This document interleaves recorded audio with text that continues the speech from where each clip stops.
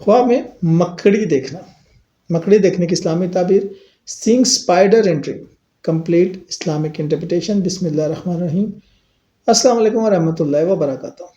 امام ابن سیرین رحمۃ اللہ علیہ فرماتے ہیں کہ مکڑی دیکھنا کمزور مگر خطرناک دشمن کی علامت ہے. یہ خواب منافق اور دھوکے باز شخص کی طرف اشارہ کرتا ہے.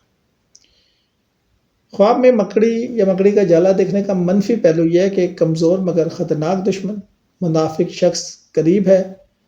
کوئی آپ کو جال میں پھنسانے کی کوشش کرنے والا یا دھوکہ دہی بھی ہو سکتی ہے. وارننگ یہ ہے کہ چھوٹے دشمن سے ہوشیار ہیں، معاملات میں احتیاط کریں اور فریب کاروں سے بچاؤ کریں.